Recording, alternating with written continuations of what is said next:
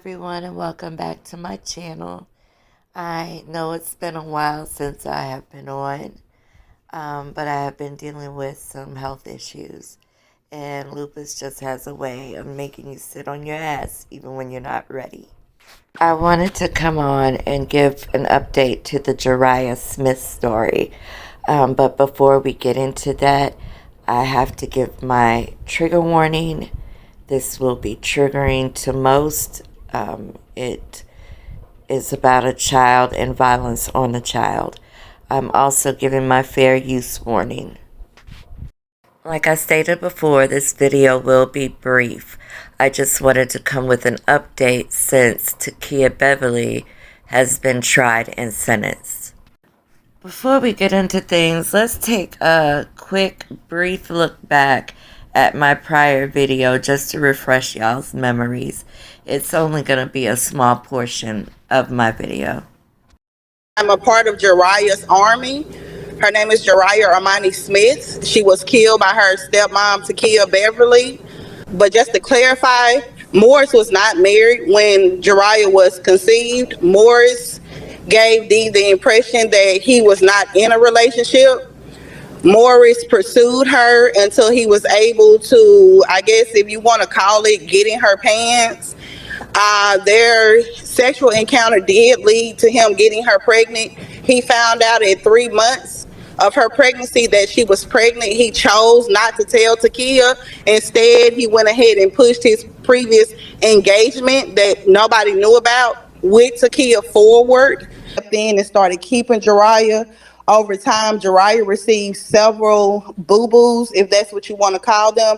All of these accidents occurred in Takia Soley's possession of Jurayah. For some odd reason, Morris was never around when she fell and scraped her face up. It looks like she was in a boxing match. Takia lives her life and her family as well. They are from Hattiesburg, Mississippi. They live their life off of reputation. It was a complete embarrassment to find out that the man of your dreams, this alpha male who's a football coach and he teaches school and he's this handsome gentleman coming from this background of a family who, you know, is well known in Port Gibson, Mississippi. He stepped out and had a baby with someone who was completely different from you, a whole 360 different from you. And it bothered her because it was not her first child with him. You don't want to tell that you're the judge that knows the defendant's wife and the defendant, and you let her out of jail. This baby needs her name sung and screamed across America at this point because Mississippi is corrupt. And I hope everybody hears me say that. Mississippi is corrupt. The father is a gang member. Takia is a murderer. Her mom is a murderer. She killed 3 of her kids. Oh, whoa. It's a family curse, and they all need to be outed. Jurayah is the victim, not Takia. Jurayah, not Deidreana. Jurayah. When people were asked about the character of Takia, most described her as being a well-rounded and well-liked person. And even though she played it very classy and cool when finding out about the DNA results, she still expressed in moments of frustration how she truly felt about the situation and about the baby. Stay the night over there. Let me say this while you going to I was at the autopsy. The pathologist said there's nothing she could have walked around with playing like she was at the hospital, okay? She wouldn't have been like that. When this happened, it was massive. I don't know. So her walking around playing hospital, it hadn't happened yet. What do you mean? It was massive, according to the doctor. It was severe. Not that she could have played with. 8, been normal. We gotta take some. I understand you're a doctor. You've been doing this. We need to take some tests. We need to take some tests because this. That's what the doctor did. He did an autopsy. Say that again. That's what. Yes, I know. I'm not talking about that. I'm talking about lie detector tests. Don't y'all do that? We can arrange that to happen. Well, we need to do that. Put me and Morris on that because this. I'm not saying that you are. I understand that. I know you're not. And I know y'all not accusing nobody, but what you just read to me and what we're telling you, didn't nobody have that baby but me and Morris. We did not hurt that baby. We did not hurt that baby. How did the baby get hurt? I don't know. I should have never took that baby in. How did the baby get hurt? I don't know. I should have never took that baby in. How did the baby get hurt? I don't know. I should have never took that baby in. Before we go on with this story, I want to make clear and reiterate that during the first trial, Takia was found guilty. That guilty verdict was overturned because of alleged jury misconduct. However, it was later found out that the judge, Tamika Irving, knew the Beverly family and they were all close friends. A week ago today, the stepmother convicted of killing her 14-month-old stepdaughter has been released on bond after being granted a retrial. In an exclusive 12 News interview, the family of the late toddler, Jurayah Smith, speaks out against the Claiborne County judge who tried the case. 12 News' Anthony Howard has the story. Anthony? The family accuses Judge Tamika Irving of being biased in the case of the state of Mississippi versus Takia Beverly. They feel the judge may have had a personal connection to the Beverly family, inhibiting her ability to fairly try this case. She shouldn't have ever been over this case.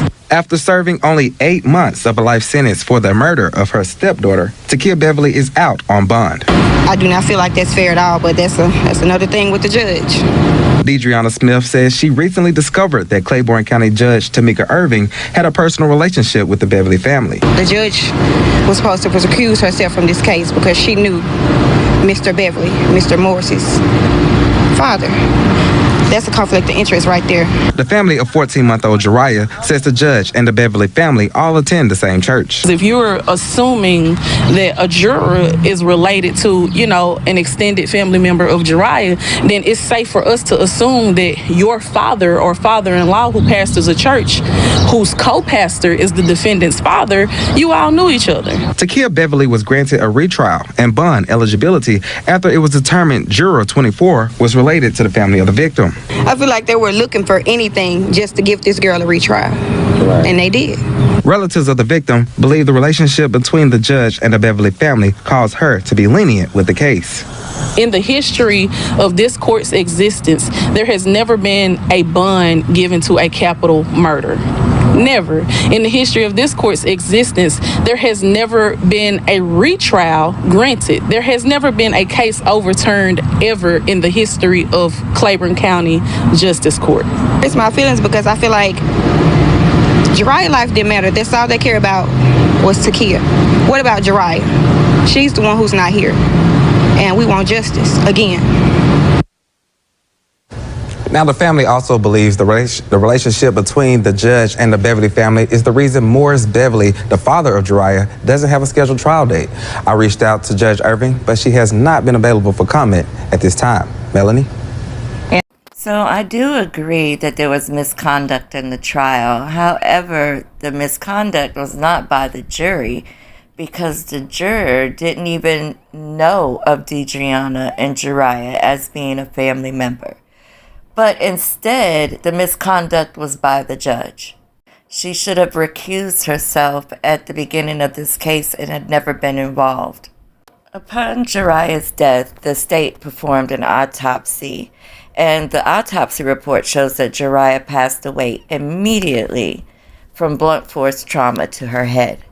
With the type of injuries Jurayah sustained at the time of her death, she wouldn't have been able to walk or talk. Death was imminent and instant. About an hour or an hour and a half before her death, Jurayah was seen on video and by other family members. They were all visiting the hospital because Morris's mother was passing away. So Jurayah was absolutely fine in the hours before her death. And she was only in the custody of two people at the time of her death, and that was Takia and Morris Beverly. They are the only two people that could have done this, and I believe in that first autopsy report because that was the ME that actually did the autopsy and laid eyes on her. And I have a reason for saying this. You'll see in a few. Takia also had a motive to kill Jurayah. She was embarrassed that her husband stepped out on her and had a baby. She didn't want to share her husband with anyone. And she also wanted to have his firstborn child. So Takia Beverly had her retrial, and with that retrial came 2 new witnesses that were called to the stand. These 2 new witnesses were medical examiners that testified on behalf of Takia Beverly. Let's take a listen. Today is day 8 in the capital murder trial of Takia Beverly. The last 7 days, we saw prosecutors bringing their witnesses to the stand and presenting their case. Today, the defense gets to put on its case. Our Quentin Smith was inside the courtroom listening in as both sides made their arguments. He gives us a recap from today's proceedings.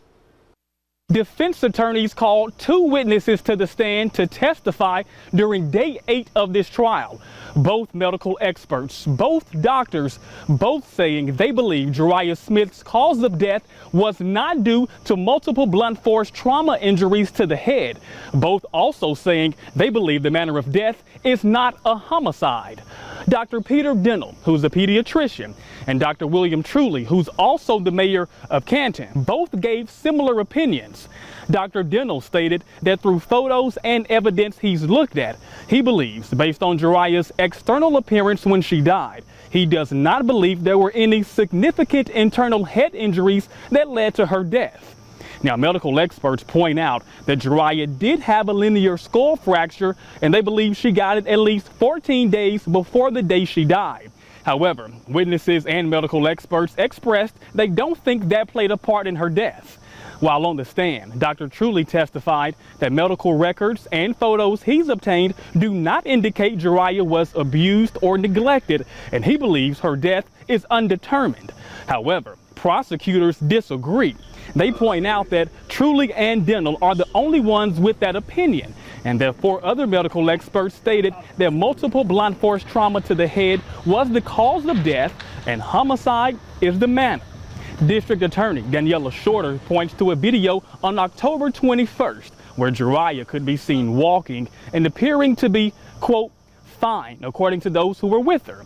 The DA argued the video is evidence that the head injuries came afterwards when Jurayah made it home in the care of the defendant, Takia Beverly, and her husband, Morris Beverly, who's the child's father. Shorter says Jurayah would not have been able to walk and be herself as shown in the video with these injuries.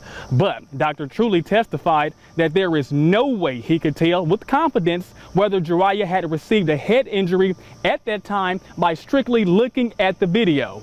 Defense attorneys are expected to call an anatomical pathologist to the stand as their next witness. Court is now in recess until 9 o'clock Thursday morning. Reporting in Monroe County, Quentin Smith, 3 on your side. So the judge never recused herself from the case. Takia got a change of venue, and now she has 2 idiots testifying as qualified physicians on her behalf. Well, the verdict is in, and it's pretty disappointing.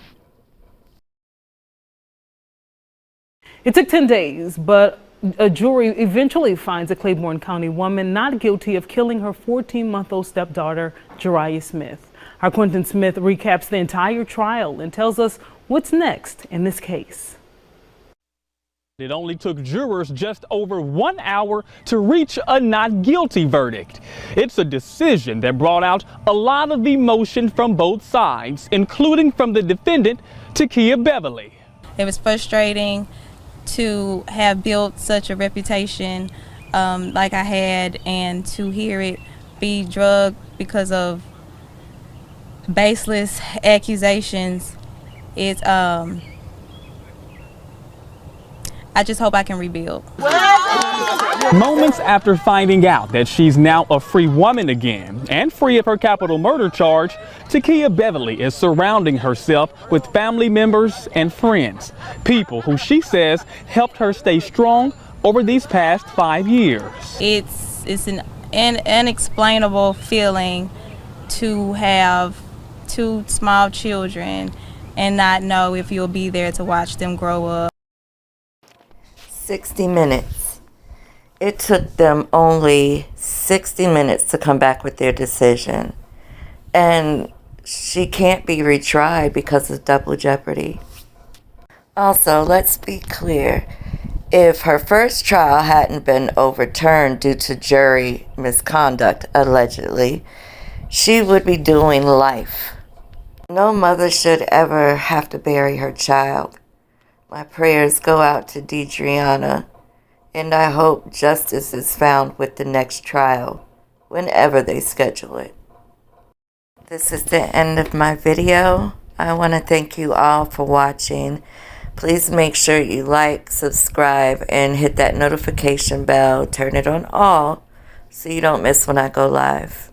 Good night.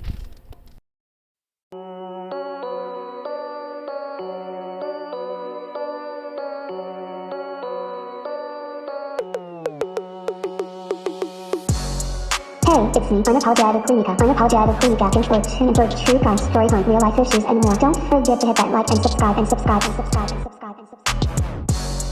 Hey, it's me, unapologetically James Woods, and enjoy true crime stories on real life issues and more. Don't forget to hit that like and subscribe and subscribe and subscribe and subscribe and subscribe. It's me, unapologetically It's me, unapologetically It's me, unapologetically James Woods, and enjoy true crime stories on real life issues and more. Don't forget to hit that like and subscribe and subscribe and subscribe and subscribe and subscribe. Hey, it's me, unapologetically James Woods, and enjoy true crime stories on real life issues and more. Don't forget to hit that like and subscribe and subscribe and subscribe and subscribe and subscribe.